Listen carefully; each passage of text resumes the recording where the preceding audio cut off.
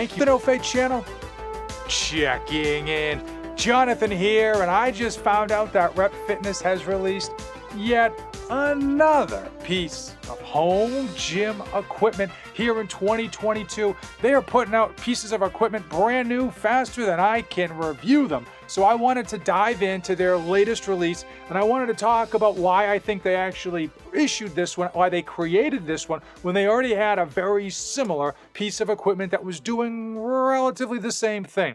Now, this is your first time to the channel, welcome aboard. I review new pieces of home gym equipment every Thursday at 1 p.m. And typically I have the pieces of equipment in-house, but oftentimes I do like to just open up the laptop and give you my personal opinion on some of the brand new releases. So first and foremost, Rep Fitness has been doing it this year in 2022. I don't know if it's a record or not, but man, oh man, they've dropped everything. They've got, just recently, they just dropped their new drop-in dip attachments. They've got their Pinnacle plates. They have their Athena side mount. They've got their selectorized lat and low row, their open trap bar, their Oculus yoke, their Aries cable attachment, their safety squat bar, their cambered Swiss bar, their Apollo half rack, the AB 4100, the animal plates. Boom, that is a mouthful and a half. So they just released, brand new, their drop-in dip attachment. Coming in at $150. They make one for the 4000 and their PR 5000. First and foremost, I kind of want to answer the question, at least talk it through, on why Rep Fitness would release a brand new drop-in dip attachment when they already had a dip station. Essentially, it's doing the same thing. It connects to your power rack and you just dip in it. And I think the reason is potentially twofold. Now, full disclosure, I'm just going off hearsay and rumors. I haven't had them in-house to review, but I think where there's smoke, there may be fire. Number one, when it comes to the dip station, and this design is very much like everyone else, all the other manufacturing companies that put out this drop-in power rack dip station.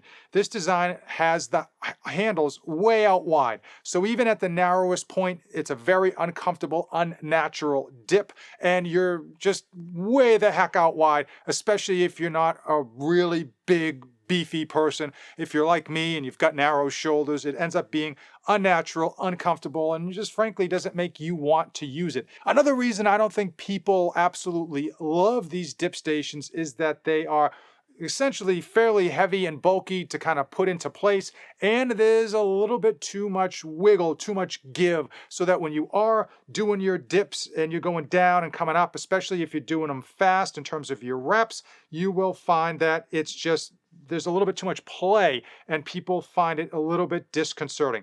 That's my theory at least, and I am sticking to it. But as far as the drop-in dip attachment, it's not just one piece, it is two pieces, allowing you to go on either side of your power rack. And it actually looks, at least from the purported design, that it's pretty firm. Like once you lock it into place, it ain't going anywhere.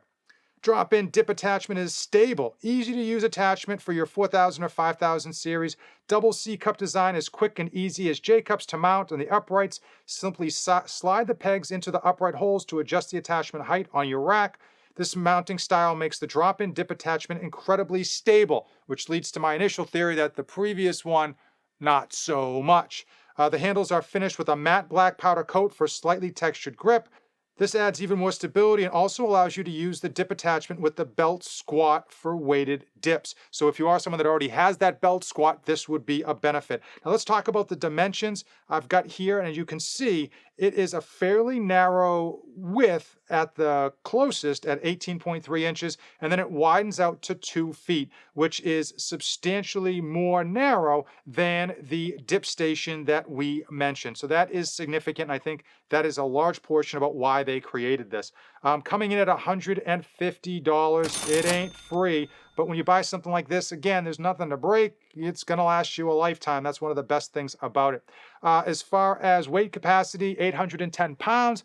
Can hold a little bit more weight than I can dip. So that's always good for those of you big berthers out there that know you're going to be dipping I don't know, 8 plates, 10 plates. Before I dive into what I think is the major issue with regards to this dip attachment and their previous dip station, I want to know from you, are full body weighted dips something that you incorporate into your workout routine? Is it once in a while? Is it a standard? Is it a must do? Or is it something that you just avoid like the plague? Now, when it comes to my dipping, I have two lines of thought. Number one, I happen to think it's a great exercise. I happen to think it's a great strength to weight ratio exercise. I think it's a great way to put on mass. I think overall it's just a fantastic exercise.